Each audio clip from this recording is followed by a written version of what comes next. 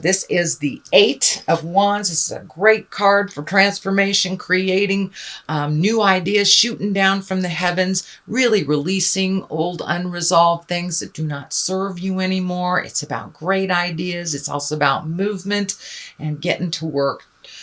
Putting those wonderful ideas into action, Taurus. And I think you got this also last month in a different place. So it is in the main place for you now. So it's time to take those great ideas and start materializing them or manifesting them into the material world.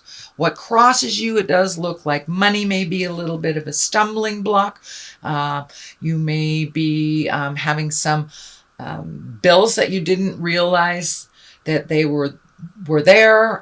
So it does feel like you are giving out a little bit more than normal. Either, trying to get these ideas started. There, you may be having to connect with someone else to create the finances. So you may be in partnership around money, but this is definitely around money and material things. So that may be just a little stepping block or a stepping stone in the way of you getting these projects into the world. It also can stand for gifting people, maybe be a little more discerning if you are gifting people or helping people out of a financial jam, if that is within your capabilities. So be very aware that it is something that they can, if it's something that they can create themselves, allow them to do so. So it's that kind of over-helpfulitis. It does feel like money and things are involved. So be very discerning as you are gifting money, time, effort, all that stuff. So it does feel like there is a little stumbling block around money to get some of these great ideas off the ground. The next card here, what is above you? This is an abundance card. This can be the card for inheritance as well. So there may be some money coming to you. This also can mean someone's holding money over your head. So you may owe some people money and you may be looking at that. But the cups here are also about emotions. So there may be some emotions involved. This may be that you are abundant in your emotions right now and that you are processing. So it does indicate being kind to yourself, but you're being enriched by some sort of action that is happening. It could be someone else's action of kindness to you that is helping you grow as well. But this is the card of abundance. It doesn't have to mean just money, because cups are really about emotions and love and people. So you may be sorting out the people that that are not reciprocal in your life. And really looking at the stability and the strength in the current relationships you have, maybe honoring them a little bit more as you release the ones that aren't necessary for your positive growth. So what has happened just in the past, this is the Empress card. This can also mean pregnancy. So it is taking something from a small seed, an idea, zygote, whatever it is in your space, and really nurturing it and watching it grow. This can also be as simple as starting a garden, Taurus. It doesn't have to be so grand as getting pregnant or things like that, but it is nurturing something to fruition, watching something grow and putting the necessary energy into it. It is right next to this great ideas card, so it does feel like spend a little time, a little energy, a little emotion, maybe a little money going into these ideas to watch them grow and bloom. So it does feel like you're right there. Newness is on the horizon for you. And it does look like, Taurus, that you've been really diligent and working through some of your processes, releasing relationships. And that's all relationships. It's not just love relationships, all relationships. It feels like you're releasing some of them, really looking at them brutally, honestly, and seeing if they really do serve you or not. So this Empress is there to remind you to put the time in for the things that you really want to nurture and you'd like to see grow.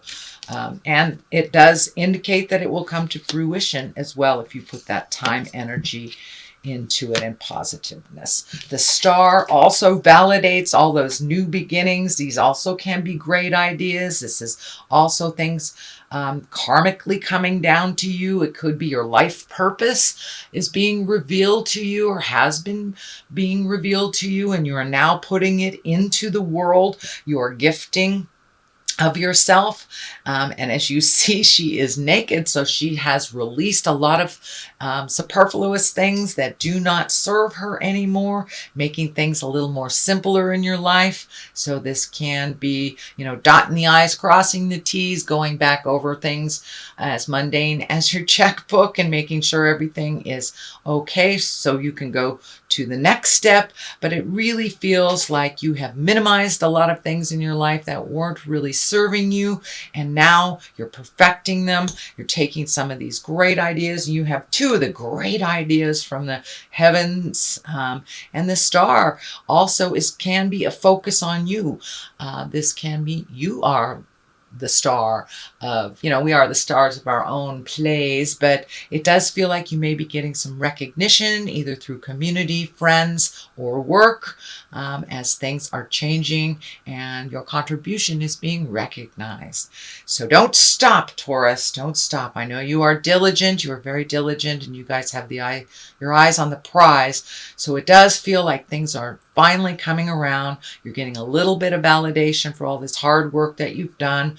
And that hard work can be of the interpersonal kind, really working at releasing some of the blocks that you've had from childhood or resentments from relationships, but it really didn't serve you. So it does feel like things are lightening up a little bit. Some of your hard work is being acknowledged, and that you will be honored for your contribution. What is happening in the future? It does feel like this is kind of the wait and see card. Release some control issues. If that may be something that you're working on, Taurus, allow yourself to float. Allow yourself to maybe delegate to others a little bit and enjoy the ride. It does feel like you need to pull in some of your energy. It may be here, there, and everywhere. So this may dictate you may need to pull your energy in from other people. Just sit with it a while you distribute it amongst your projects instead of out into the world a little bit, which is fine. Even if you are a Taurus healer, it is very important to heal yourself first, or we have nothing to give. So this indicates that there may be a decision coming, and instead of just jumping at it and making a rash decision, collect the information a bit, check out what's happening, what's being presented to you, and also that you don't have to always drive the bus.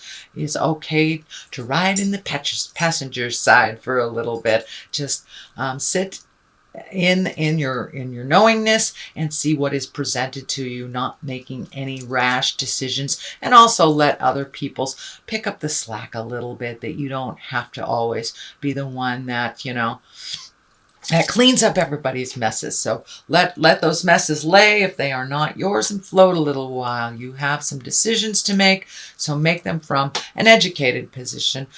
So it does feel like you have some thinking to do before you take that next big step or sign a contract or whatever is presented to you. The High Priestess is the basis of all this. She is wonderful. She is getting in touch with your spiritual self.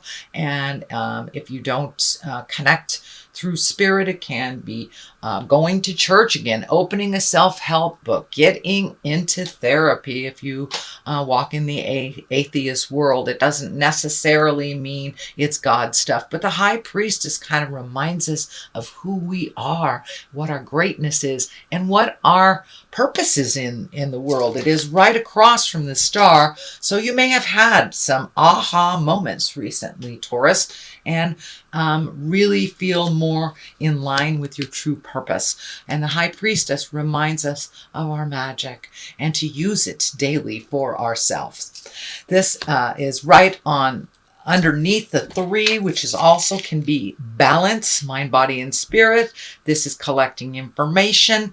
Pentacles, the 3 of Pentacles, that can be on a physical realm. So you may be going out of your comfort zone to learn more, whether it's about religion, spirituality, meditation, how to make your life better, balancing your checkbook, whatever would make your life better. It does look like you are going out in the world to check out and inform yourself before making these decisions, but you're really starting to collect more information, and you may be taking a class, signing up for summer school, but you are collecting more information so you can be more educated before you make these big sweeping decisions. It does feel like there's a big decision coming up in your future, whether it's moving, whether it's opening a business, marriage, divorce, whatever it is. It's a big swing that you've been looking at for a while. It can be even releasing some friendships that you've had